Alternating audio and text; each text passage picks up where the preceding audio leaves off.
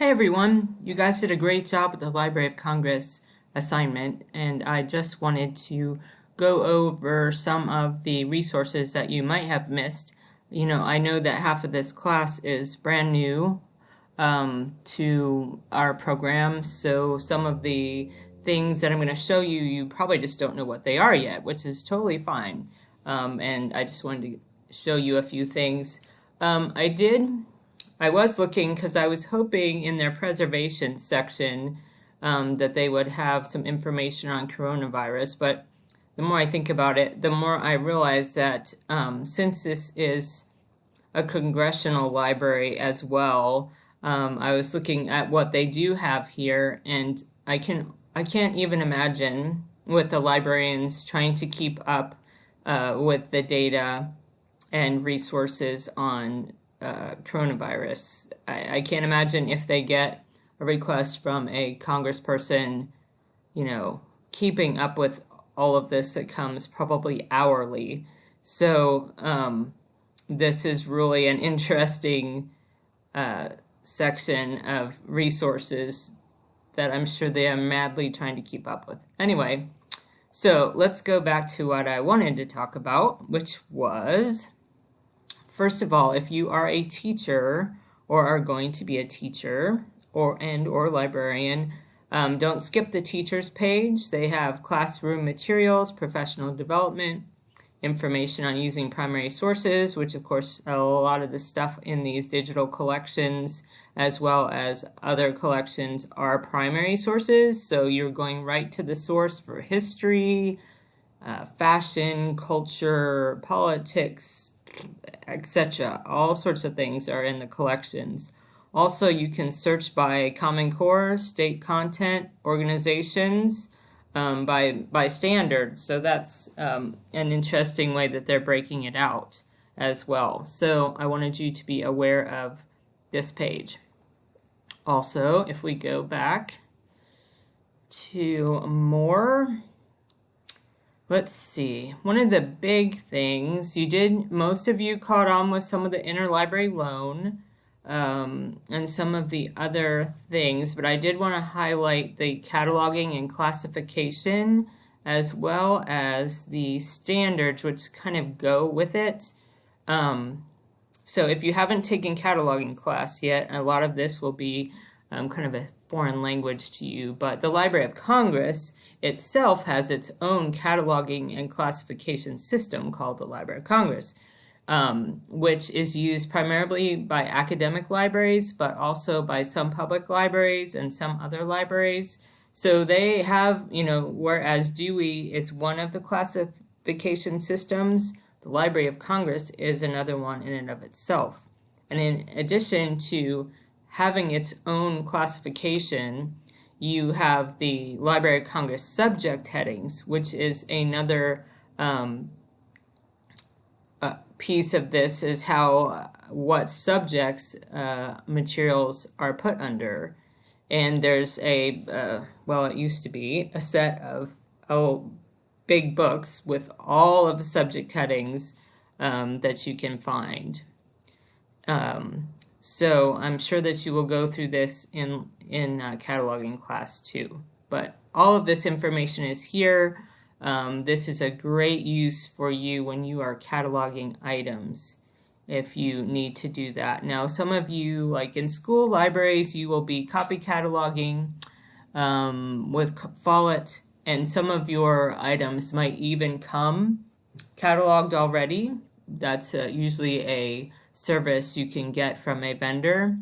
But some items at some point you might need to go to the Library of Congress for, or OCLC for cataloging. So anyway, this is one of the great services that they have. You can also share catalog listings from the Library of Congress to your library. You can import them through Z39. So a lot of academic libraries use that, as well as some public libraries and some special libraries. All right, so enough on that. Let's go back. As well, in companion to the cataloging and classification, is the library standards, which are, this is all about data, right? And metadata and how it's organized, which you will also go over in cataloging class. And so it talks about MARC 21, BibFrame, XML, all the standards that everything is built on. So that even, it doesn't matter if you're using Dewey or Library of Congress, you still have MARC, for instance, is a standard that is used throughout, and then increasingly the BibFrame. So that is another resource. And then I wanted to touch on preservation. This site is very useful when you have items that you want to preserve or just prolong the life of, or repair, or if you have an emergency such as a pipe breaks in your library and everything gets wet, or you have a fire and you have smoke damage, or you get bugs, or all sorts of things. So there are all sorts of videos and workshops and information on preservation. You see here it has audio-visual preservation, film preservation, recording preservation. This is one of the main sites that I link to whenever I'm thinking about preservation.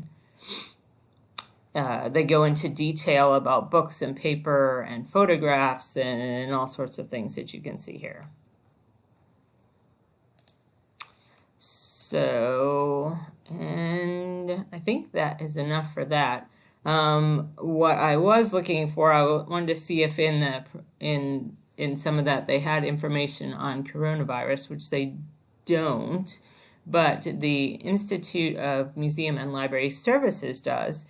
Now this is another large government organization that actually is extremely important to libraries. As you can see, it's museums and library services are under them. This is the national government agency that basically gives money and grants and training to libraries and museums across the country, as well as keeping up-to-date statistics on all the libraries and what they do and where they are, and directories of libraries, etc., etc.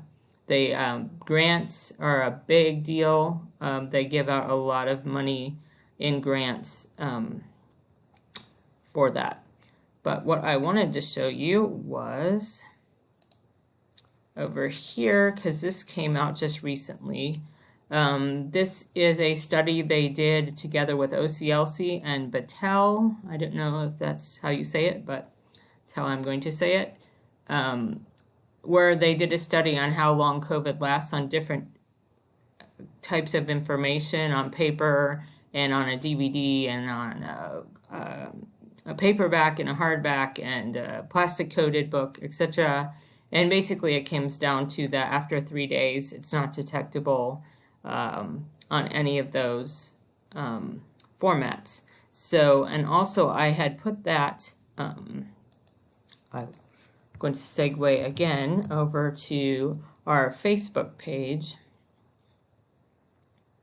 If you don't know, we have a Facebook page that you are welcome to join if you don't know already. It's the MTSU Master of Library Science and Program. You can just ask to join that and we'll let you in. So we post results and post both the professors and students post things. So that's where I had posted the new IMLS research on COVID.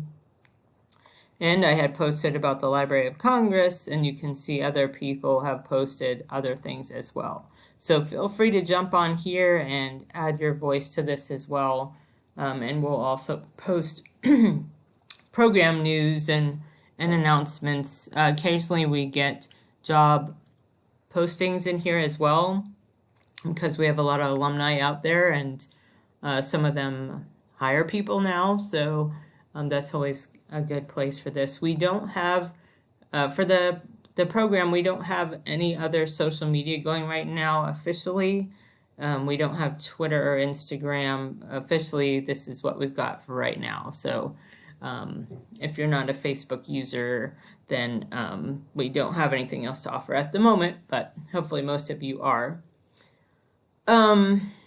So that's it. And again, you guys did great on the Library of Congress assignment, and I hope that it was useful and helpful and a start to understanding at least some of what they do.